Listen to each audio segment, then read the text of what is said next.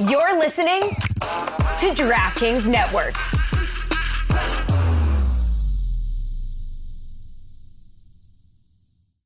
All set for your flight? Yep, I've got everything I need. Eye mask, neck pillow, T-Mobile, headphones. Wait, T-Mobile? You bet. Free in-flight Wi-Fi. 15% off all Hilton brands. I never go anywhere without T-Mobile. Same goes from a water bottle, chewing gum, nail clippers, Okay, passport. I'm gonna leave you to it. Find out how you can experience travel better at T-Mobile.com/travel. Qualifying plan required. Wi-Fi were available on select U.S. airlines. Deposit and Hilton Honors membership required for 15% discount. Terms and conditions apply. Folks, the playoff season is here, and the only thing better than the game day predictions are the foods that come with them. Introducing Tums Fantasy Food Ball Pool, brought to you by Tums, America's #1 antacid brand, and DraftKings. Each week leading up to the big game, turn football into food ball by building your best game day plate for a shot at winning a share of $40,000 in cash prizes. Inspired by game day bites and tailgate treats, join the Tums Food Ball action during this playoff season's most heartburn-inducing times. Visit DraftKings.com/TumsFoodball between January 6th and February 9th to enter for free and select your game day plate before the start of each playoff round. Age and eligibility restrictions apply. Void where prohibited. See terms at DraftKings.com/TumsFoodball. When you feel the heat of the game, don't let the heartburn keep you on the sidelines. Try Tums Chewy Bites with a tasty outer shell and soft center for fast relief of heartburn, acid indigestion, and upset stomach. Check out Tums Gummy Bites, featuring a soft and easy-to-chew format for fast relief of occasional heartburn, acid indigestion, sour stomach, and upset stomach. Both available at Amazon, Target, and other major retailers nationwide. And for more heartburn relief fun, be sure to follow Tums at Tums Official on Instagram and TikTok. This is the Dan Le Batard Show with the Stugotz podcast. We have a real generation gap going on right now between old people and young people because Chris Haynes sat in the middle of our show and he's got some old school video games behind him, and Stugotz just shouted into the din, "My God, Chris Haynes, you've got the most amazing studio." Except for 20-year-olds, what he's got is a museum of old shit that only old people care about, except for those jerseys and an odd collection, an unusual collection of jerseys behind him. So, Chris Haynes, thank you for being on the show. We want the latest NBA information on Jimmy Butler and others, but what are you going for with your studio setup? And thank you for having it that way, because it does appeal to me and Stugotz and Greg Cody, but I'm guessing not many people under 40. And I'm 42, by the way. So no, I just going for that vintage look, a vintage sporting arcade look. I'm all into collecting like old antiques. Like I have an old Coca-Cola vending machine. I'm talking about like this vending machine was like being used in the 60s. Like Tab. It has Tab on it. What are the exactly. Tab is one of the options. What are the drinks on that Pepsi. It's a Pepsi. Oh, it's God, a Pepsi. It's a Pepsi one. I have old mailboxes. I have like old signs. Like, so that's what I was kind of going for. You know, I wanted, but basically what I want to do is just, you know, stake my territory in this area with all the 5 women I have living in this house. And so when they come in here and they see all this, they know there's nothing in here for them. So they shouldn't be coming in here, but that was the plan. Are you a hoarder? I wouldn't say I'm a hoarder. No, I'm not. No, I'm not a hoarder. There's a fine line all. between collector and hoarder, though. Like we can acknowledge that. I'm not a hoarder at all. Like this, I'm not a junkie. This not like Sanford and Son where you're just collecting a bunch of junk. No, I really like. I look for stuff. I really look for stuff like things that are still cool, especially if they can still be used. Like I just like old vintage antiques. What's the thing that you have that you've collected that you're proudest of? Well, but just if I may, just a second, I don't want to just skip past the insult, the casual insult of the man is a collector of antique things, and Billy has accused him of hoarding. Like, no. I asked the question. The lines are blurred. He's got a taste appreciation on fine things that say something about him, and Billy has accused him of not being able to discard junk. It makes him defend himself with, "I'm not Sanford and Son." I asked because, like, have you ever seen the show American Pickers, for example, where they just drive around the country and they look for people's crap and then they're like, oh, this is a treasure. And then they go and they sell it like in their thrift stores.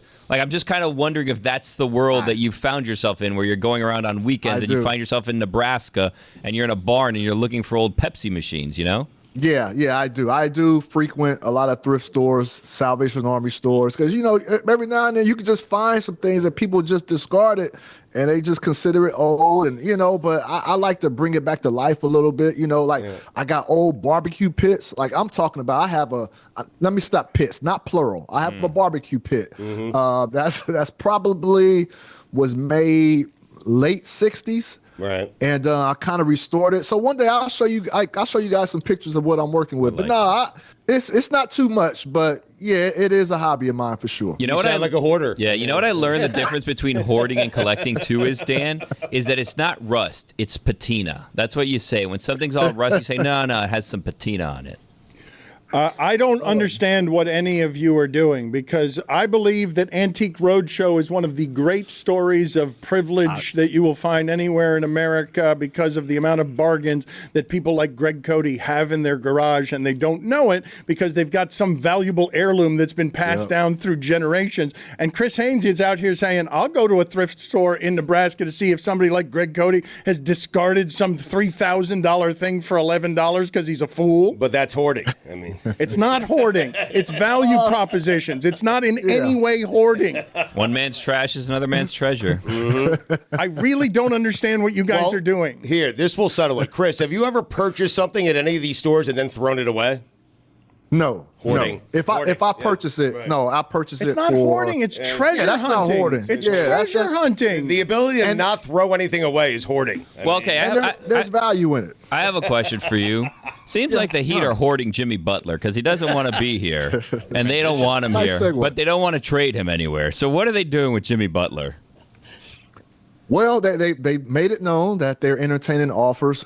As I can tell right now from the people that I've spoke with around the league, the Miami Heat aren't anywhere close to a Jimmy Butler trade. What I can tell you right now is that I think he's a few games removed. I don't know the games off the top of my head. Maybe you guys know how many games left from his suspension, but I'm told he is fully prepared to return to play and play for the Miami Heat if he is not moved by the time his suspension is lifted. So, Jimmy Butler right now, I'm willing, I'm gonna share what I can. So you guys ask away, but it's been a very difficult season for him. Starting the off season with Pat Riley's comments and some things that happened over the summer that kind of led to where we all at today. So it's been very interesting. So definitely, this is something that I'm definitely monitoring until it's resolved. At Jimmy's age, what do you put his trade value at? Well, the thing that I wanted to talk to you about, Chris, adding on to that, and I do want you to answer Stugotz's question about what it is your most valuable collectible is. I actually wanted to have Mark Stein on today. No insult to you. You're one of the great information guys. But his story had some details that I had not seen anywhere. And I'm thinking that now we will have leaks back and forth because there's going to be strategic maneuvering around some of this. And furthermore, yeah, Jimmy wants to go to Phoenix, but Bradley Beal's most onerous contract in the sport right now. I've never even heard of someone saying of a contract in the sport that can't be moved. Every contract can be moved, but the Beal one seems worse than all the others. If Jimmy thinks he's going to get to Phoenix and that Pat Riley's just going to take that contract and the third team's not going to take it, he's out of his mind. Like, that's not how this is going to go at the end. I would assume they'd just keep Jimmy Butler for as long as they want and say, go ahead and opt out and see if you can get $52 million somewhere else. Like that, Jimmy Butler's not going to get to go to Phoenix because Miami's got to take on Beal. That's the worst contract you'll find in the sport, is it not? Because it's a no-trade clause.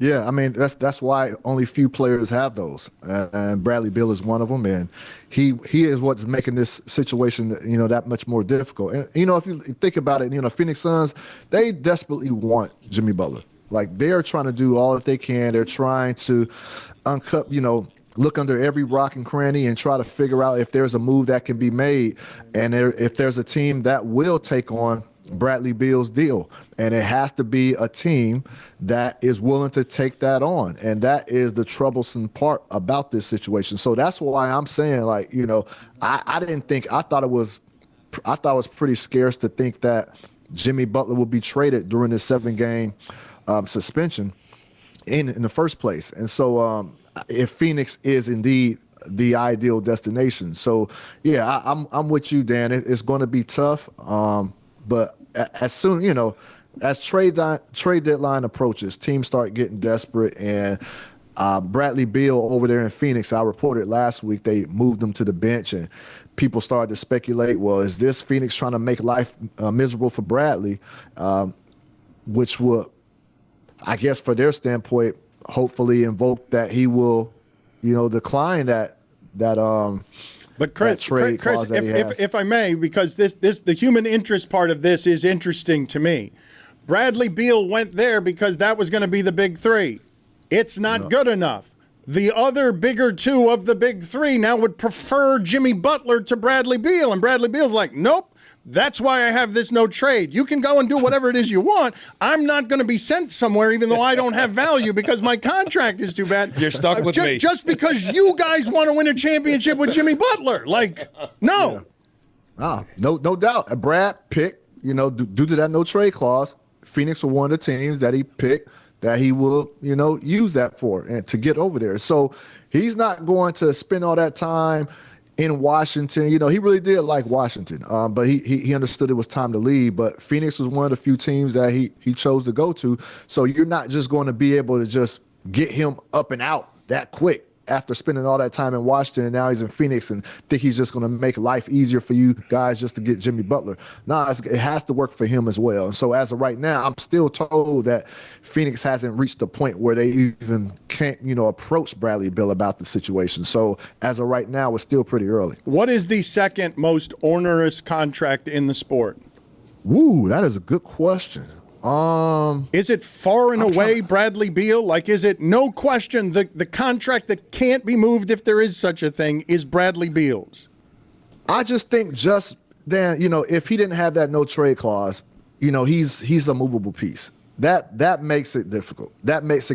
And, you know, and look, I think people will say, you know, people will look at Bradley Beal, that he's probably not the player he was in Washington. You know, he will argue, no, he's still that player. He's still capable of doing that, but he's in a different role and he's asked to do different things. He's asked to sacrifice. You know, he made comments publicly about, you know, the team trying to, you know, put him into a point guard role. He's never been that guy. And I've heard that the coaching staff over there, they've tried to tell him that he needs to be more like Drew Holiday. And that's not Bradley Beal. That's not his game. So at the end of the day, even though he's not experiencing his best season over there and he's not in an ideal fit for his talent, he's still not going to just be moved anywhere, any place. Because even though basketball is not going good, Phoenix, the weather is still pretty good over there. So he's not just going to be shipped anywhere against his will. Chris, after the initial reports were that Jimmy was willing to play anywhere in the NBA, basically outside of Miami, you furthered the story along by mentioning that teams like Memphis and others had been told not to trade for Jimmy Butler. Now, reporting, I believe it's from Mark Stein and Jake Fisher together on this one, talks about Jimmy taking private flights, staying in Airbnbs away from the team. And the story has sort of gotten to this place of talking about the personality and things that locally, you know, some reporters knew down here for years with Jimmy. When you hear all of this stuff start to come out, what are your initial reactions to that? So, I do have some insight from Jimmy's camp and those individuals. And to speak from the flights, I was told that, I had to take some notes here. In the last 5 years that I was told Jimmy took less than 5 separate flights from the team, and 4 of them were during the finals against Denver when his father was sick. So they're clearly trying to diminish, I guess I should say, the narrative that he was just flying privately and separately frequently. And so with that being said, that's that. And then from Jimmy Butler's perspective, let me just add this. So over the summer, I was told, let me see. Yeah, through the summer. So that's Pat Riley. He had his comments. And I remember, I don't know if you guys remember, but I was doing the playoffs. It was the Heat. I want to say Heat Boston. And that's when I was doing sidelines for TNT at the time. And, I was able to speak with Jimmy during the game. And he had some comments. It was kind of, egging on the Boston Celtics fan base. And then I believe he had some more comments later that day or the next day. And I think that's what Pat Riley was referring to about, if you're not playing, you probably should stay quiet. Obviously, that rubbed Jimmy the wrong way. He felt like that was taking things too far. And both sides, I'm trying to take you guys to the Exodus. And both sides, Pat Riley was informed that a face-to-face was necessary with Jimmy after all that went down. And Jimmy was under the assumption that Pat was going to visit him in the offseason, have that face-to-face. Jimmy told him about the off-season place he has in San Diego, and that it never materialized. Pat never went out there. So they didn't communicate via text, phone conversation, or face-to-face. The last time they communicated was January 1st, when the Heat brought him into the office and talked about they didn't think he was putting forth the effort. So from there all the way back to the end of last season, that was the time frame in which there was no communication. And there were some other things that happened in that summer too that kind of got it to an uneasy place for Jimmy and the Heat at the start of the season, start of training camp, I should say. So there's just a lot of things. But let's go through it though, because I was suspicious when Jimmy showed up late to media day, because all of this has been brewing for a while, and the reporting on this has been pretty detailed. I should tell people Chris Haynes is a veteran NBA reporter. His brand new YouTube channel is called Haynes Briefs. It debuted earlier in January, and he has worked for Turner Sports covering NBA games and reporting on the league. Before Turner, he was with ESPN, Yahoo Sports, Comcast, Sportsnet, Northwest, covering the Blazers as well. Haynes Brief. I mean, that's good. Yes. Underwear. Yes, that's it. That's it. He's getting in there, and he's showing you the innards of people's underwear, because what you're telling us with your reporting is that Jimmy Butler was indeed pissed off about shut up, you didn't play on the Celtics, and it escalates from there with pettiness and silliness to we're not talking and I want a face-to-face and we need a face-to-face and we're equals here. And then Pat Riley's saying, nah, not giving you face-to-face. We're not equals here. You're saying it's some of that you can't treat stars like that anymore. This'll be what happens. Yeah, that happened as well. And there was something else, Dan, too, that kind of rubbed him the wrong way as well. Towards the end of last summer, Jimmy and them were informed of an accounting error. Oh boy. Towards the end of last summer, in which he didn't get his pay. He didn't get his paycheck on that period. And it took the team about 10 days for him to, get his payment. But, that's never happened. And, so you got all of that going on top of an account error where he didn't get his paycheck. And so things were just feeling a little bit off at that point. And then during the offseason, his agent, Bernie Lee, informed the Miami Heat that, hey, if we want to get an extension done, we're going to do it in the offseason. And if no deal is done when media day hits or when training camp hits, then they're just going to play the season out and see what happens from there. And so that deadline went and passed. Still, there was no communication. There was nothing. There was nothing, indicating that they were going to do something or not going to do something. It just passed. So he goes into training camp, and now there's a new offense and a new defense that's being installed.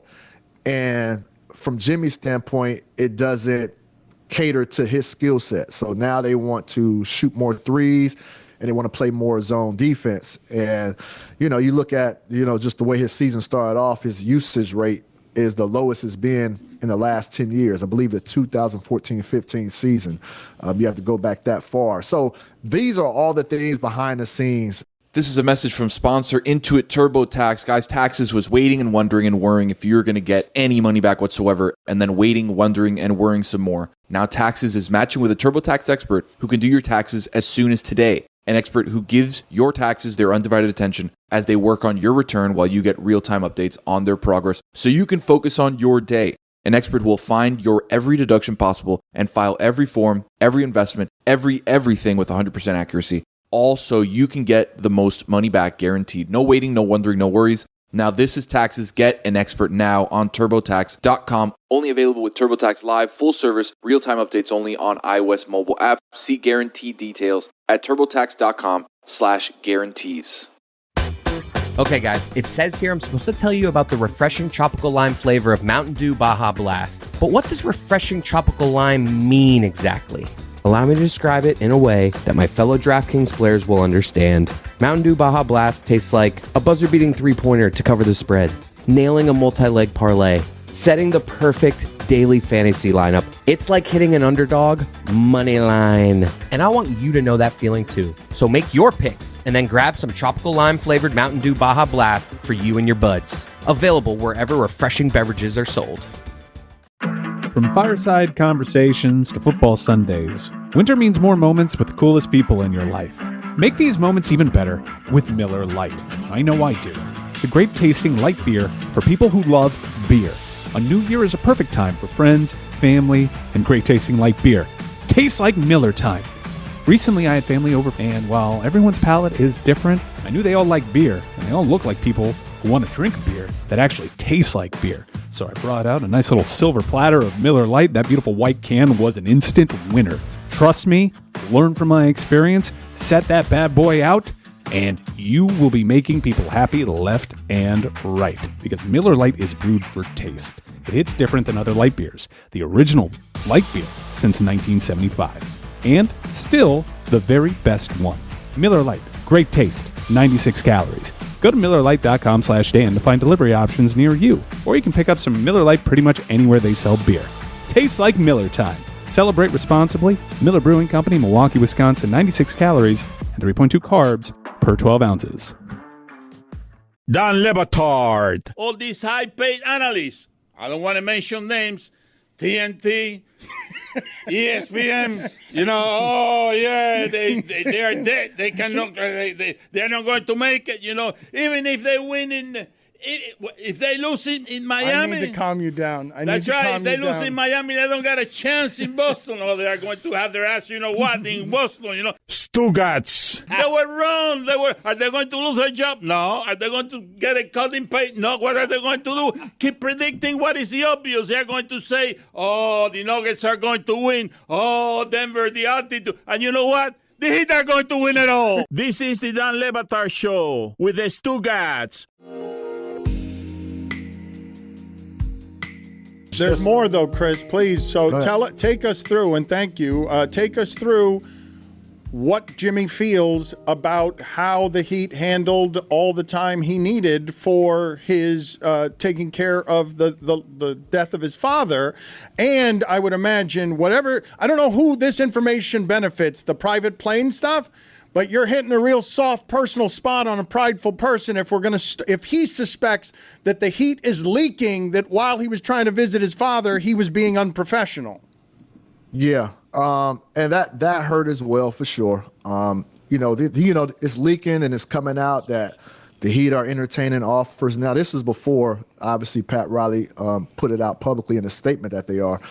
And so, that's bothering him because now it's going on for a few weeks. It's just this constant, seemed like every other day there was something about Jimmy being sided with this team or being connected with this team. The Heat are interested in here or there.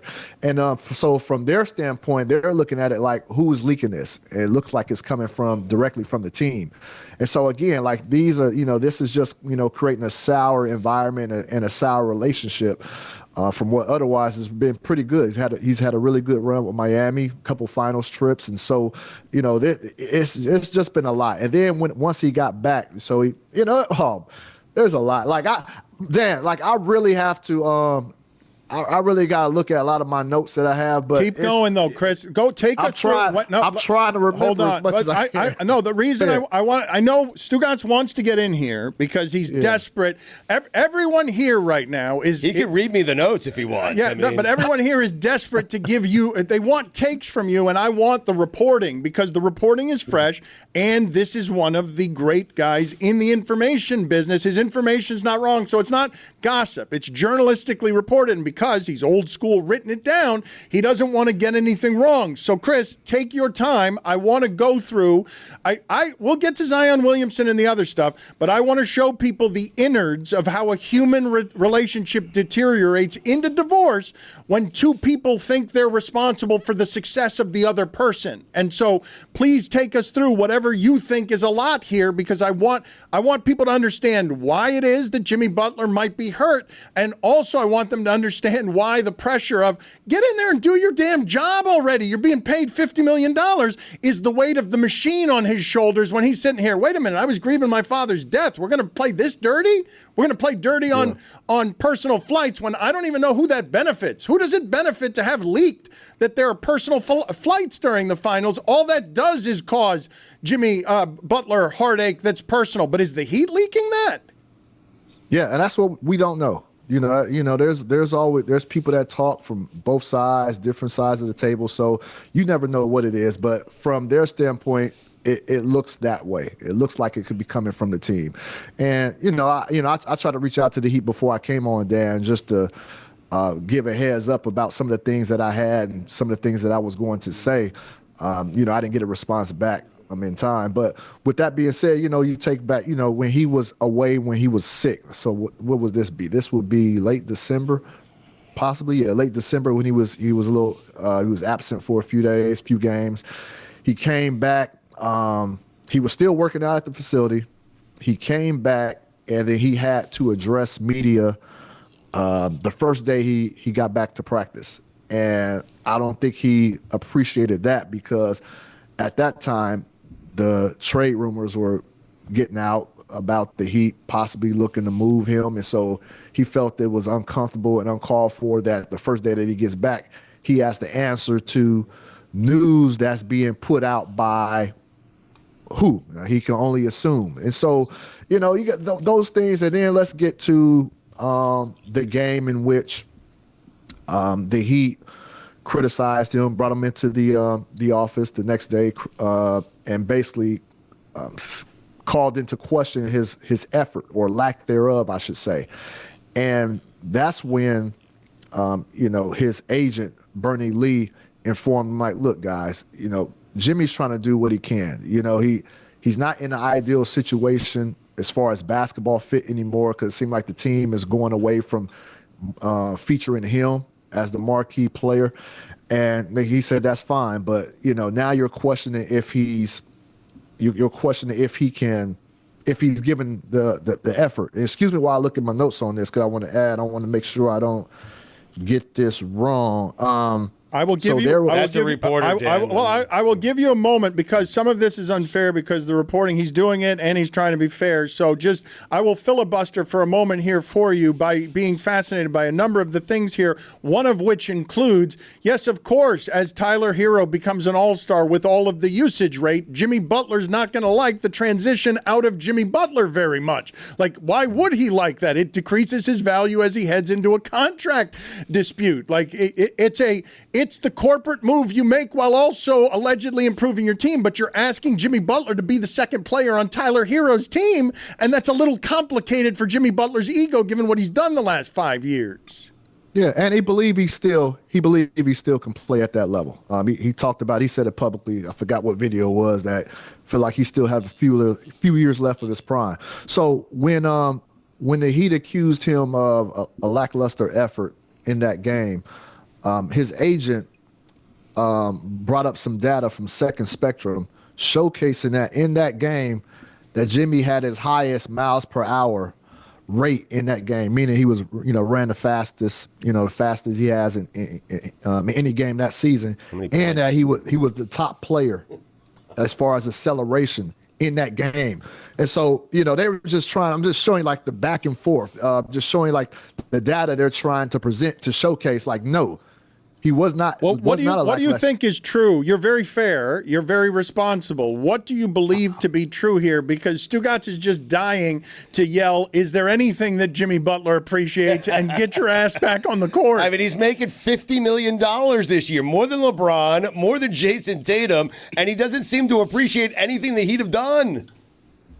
I think he's human, and I think he's frustrated with the direction of where the team is headed on the basketball court, that is. And then when you have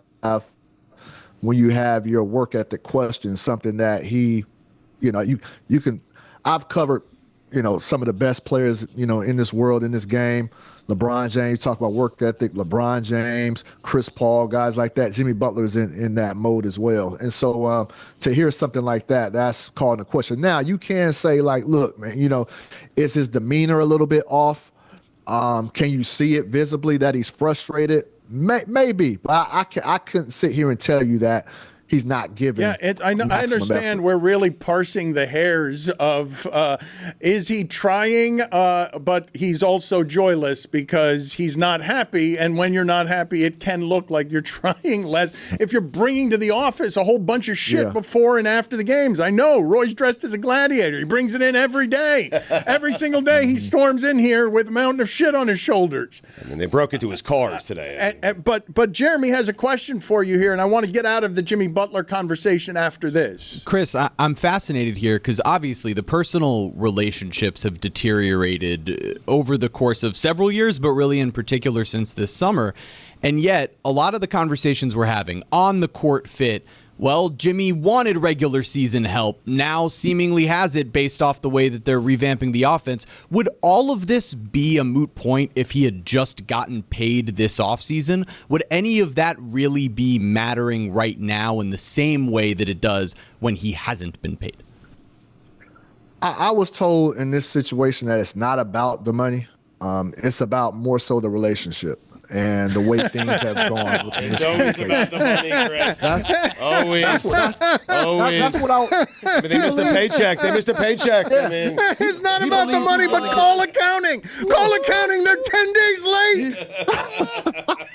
He believes he's going to get paid regardless, whether that's with Miami or with somewhere else. So, but is he? Because this is an interesting test now, Chris. Because I'm going to sound like a Heat mouthpiece here, but when I talk about owners' contracts, if Jimmy Butler is only willing to play as a malcontent, everyone knows to be careful trading for that. And so whether you do test Jimmy Butler on Jimmy, do you think you're going to get more than $52 million next year? Because you might have to come back here and accept that option after all of this. And are you going to try and do this again? Because we're fine with just the salary cap space if we get it for Jimmy Butler, and that becomes a game of chicken. If we're not going to get, if the Heat are looking at you and saying they're not going to get anything good for Jimmy Butler, well, we'll just keep you here, and then we'll get the cap space, and we'll just take the rest of your year and a half of value and not make you tradable as a 36-year-old star that's worth more than $52 million. I could make the argument, if I was arguing on their behalf, that his is the second most onerous contract if those are the conditions. That's a good. You make good points, valid points. I would say the Los Angeles Clippers kind of had a similar situation. I wouldn't say as toxic as this one has become with Paul George. They just let him. Usually, you don't let a player like that caliber go away without getting anything in return. They just completely washed their hands from him and allowed Paul George to go sign with Philly, and he went and got his number, went and got a max deal. So Jimmy Butler, one thing about Jimmy is, man, he's going to bet on himself. I know this is a long time ago, but he turned down a rookie extension offer. I believe it was like $44 million at that time, which was a nice figure at that time for him. And he turned it down, ended up making an all-star team and got paid handsomely later on. So that's just his makeup. That's his DNA. I'm just telling you, he believes and he feels like whether he's getting paid with Miami, he feel like he's going to get paid elsewhere as well. So do you believe it? I'm trying my best.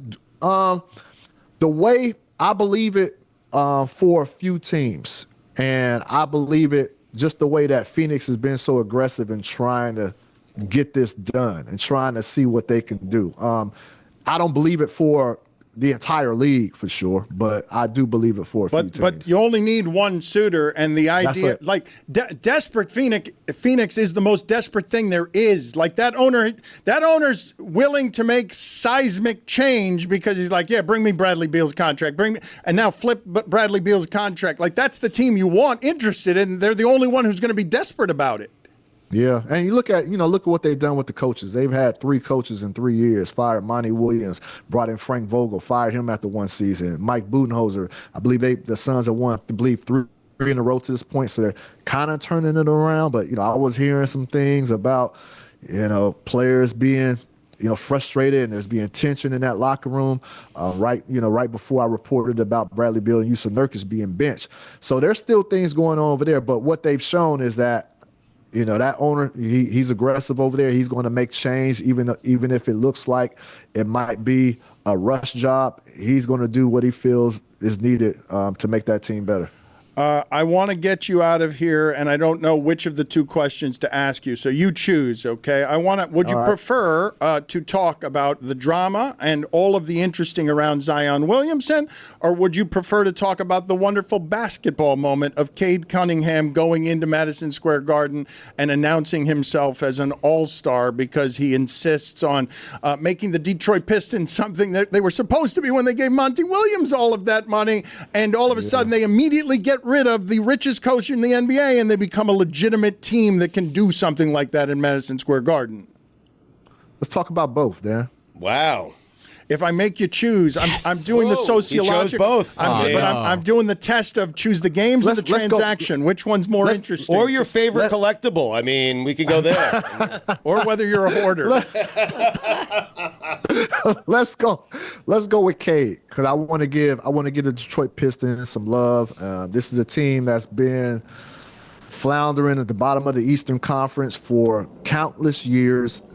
We wondered if they were ever going to, in this decade, make any type of noise. And Cade Cunningham, there were a lot of people that written him off, wrote him off. And even, was it last offseason? Yeah, it was last offseason. He got his extension. People were wondering if he was going to get his extension. Well, he got the rookie max extension, and now he's flourishing. He's doing an unbelievable job. He's a legitimate all-star candidate. I mean, playing the point guard position at that size is just a nightmare for opposing defenses. So, you got to give him credit. You got to give the coaching staff credit. They brought in veteran guys over there, Malik Beasley, Tim Hardaway Jr., Tobias Harris. So that's one thing, Dan, a lot of young teams have been doing as of late is not bringing in veteran guys to help nourish, to help mentor and teach these youngsters how to play. A lot of times when you have young teams and no veterans in there, these guys are not putting together the proper effort and professionalism on the court, and they're surely not putting out that professionalism off the court.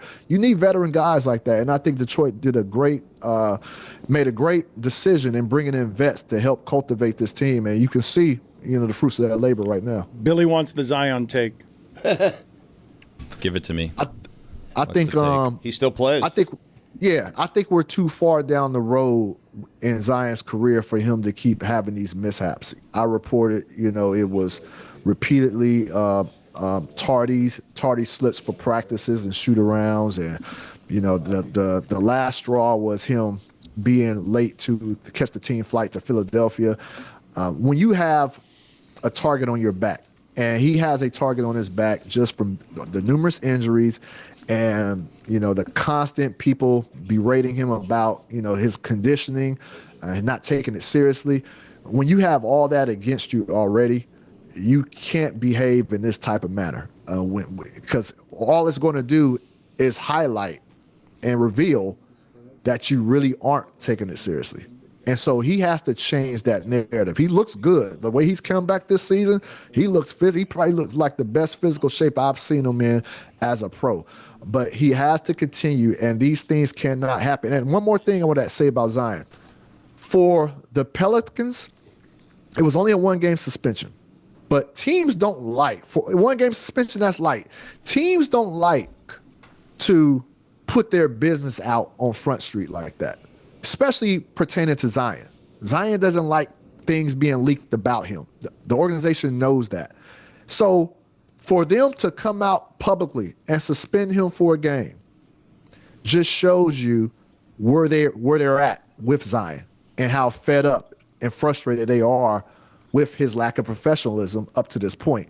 So that's what it showed me, that's what it showed me mostly. It's just the fact that they felt it was time to do something. How do you feel about Funyuns?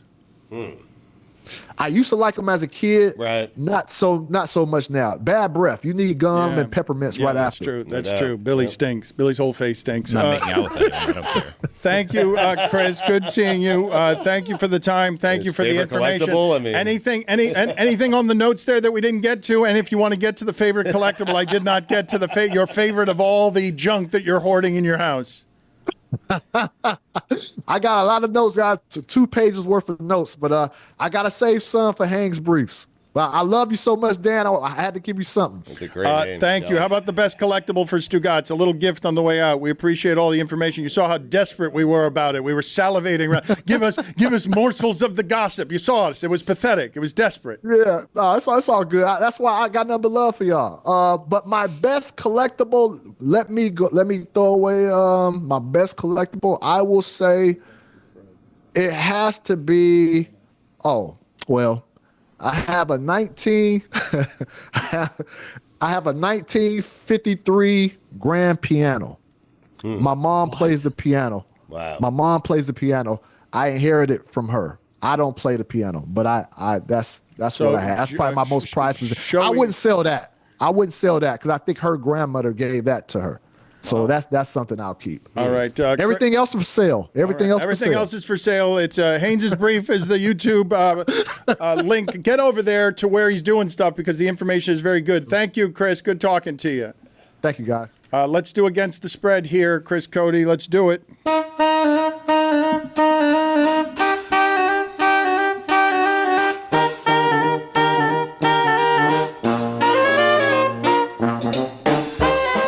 That's right, it's time for Against the Spread! And it's presented by DraftKings. DraftKings, the crown is yours. Roy, kick us off. All right, the Panthers are at the Devils tonight. The Devils are a 1.5 favorite. The Panthers are coming off of a loss in Philadelphia where they blew a 2-goal lead. The Panthers have covered the puck line in 23 of the last 24 games when they were underdogs versus Eastern Conference teams. That's including a 5-game winning streak. However, they have lost 8 straight games as road underdogs on the second leg. All right, of a he's a champion gladiator homer. He is picking. Something's got to give. They don't have Ekblad tonight. Also, the Devils won 6 straight home games. But I think the Panthers will cover tonight. Against the Spread. That's how you do it with useful information, really man. good. Yes. Speaking of useful information, Proud of you. You know Matt Stafford has the highest winning percentage in the NFL as a quarterback in December, January, and February since joining the Rams. He has 15 touchdowns, and he's 5-1 in the postseason as a Ram. They go into Philadelphia. They're +6 in this game. Yep. Taking the Rams, +6. A lot of people are doing that. Billy, did you like that information? People were eating up the Chris Haynes information. Good info. Did you like it? I didn't sense that you liked it. No, it was good. It was about 15 minutes too long. He's a hoarder. 20 maybe. From fireside conversations to football Sundays, winter means more moments with the coolest people in your life. Make these moments even better with Miller Lite. I know I do. The great tasting light beer for people who love beer. A new year is a perfect time for friends, family, and great tasting light beer. Tastes like Miller time. Recently, I had family over, and while everyone's palate is different, I knew they all like beer, and they all look like people who want to drink beer that actually tastes like beer. So I brought out a nice little silver platter of Miller Lite. That beautiful white can was an instant winner. Trust me, learn from my experience, set that bad boy out, and you will be making people happy left and right. Because Miller Lite is brewed for taste. It hits different than other light beers. The original light beer since 1975. And still the very best one. Miller Lite, great taste, 96 calories. Go to MillerLite.com/Dan to find delivery options near you. Or you can pick up some Miller Lite pretty much anywhere they sell beer. Tastes like Miller time. Celebrate responsibly. Miller Brewing Company, Milwaukee, Wisconsin, 96 calories and 3.2 carbs per 12 ounces.